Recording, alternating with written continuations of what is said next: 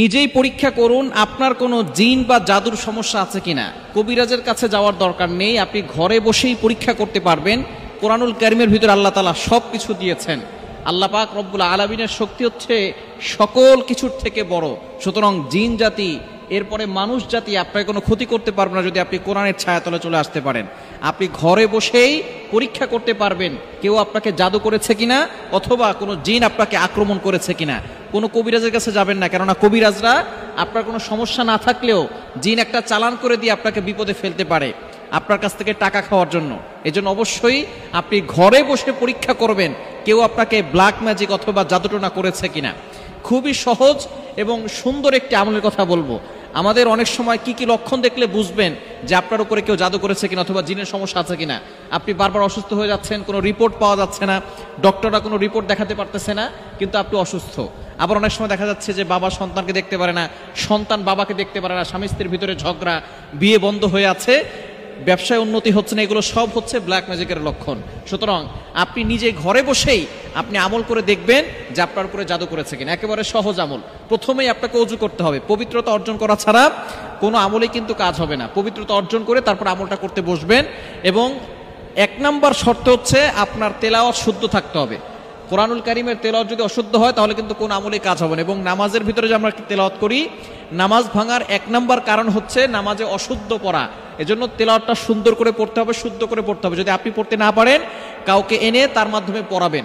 ইনশাআল্লাহ আল্লাহ পাক রব্বুল আলামিন আমলের মাধ্যমে আপনাকে বুঝিয়ে দিবেন আপনাকে কেউ ব্ল্যাক ম্যাজিক করেছে কিনা। ওযু করে সুন্দর করে ওযু করে আপনি বসবেন। বসে এরপরে আপনি 3 বার দুরূদ শরীফ পড়বেন, 3 বার ইস্তেগফার পড়বেন।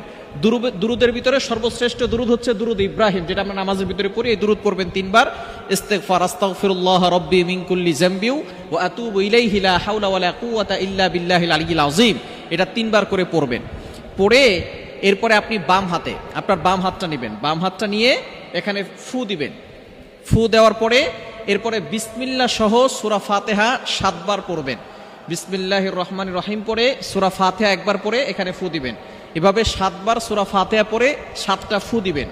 এরপরে আবারও বিসমিল্লাহ সহকারে সূরা ফালাক 3 বার পড়বেন, 3 বারই ফু দিবেন।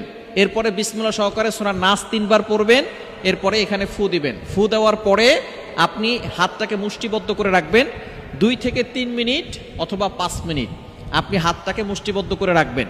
এরপর আপনি কিছুক্ষণ পরে 3 মিনিট অথবা 4 মিনিট পরে আপনি হাতটাকে খুলবেন। খোলার পরে যদি সেখান থেকে কোনো শুটকি অথবা পচা মাছের গন্ধ আসে তাহলে মনে করবেন যে কোনো জিন আপনাকে ক্ষতি করার চেষ্টা করতেছে, জিন আপনাকে আসর করেছে। শুটকি অথবা পচা মাছ এরকম যদি কোনো দুর্গন্ধ আপনার এই হাতের মুষ্টি থেকে আসে মনে করবেন কোনো জিন আপনাকে ক্ষতি করতেছে। আর যদি আপনি সেখান থেকে কোনো পায়খানার গন্ধ অথবা কোনো ডাস্টবিনের গন্ধ অথবা কোনো দুর্গন্ধ আপনি বুঝতে পারেন তাহলে মনে করবেন কেউ আপনাকে ব্ল্যাক ম্যাজিক করেছে, জাদুটোনা করেছে।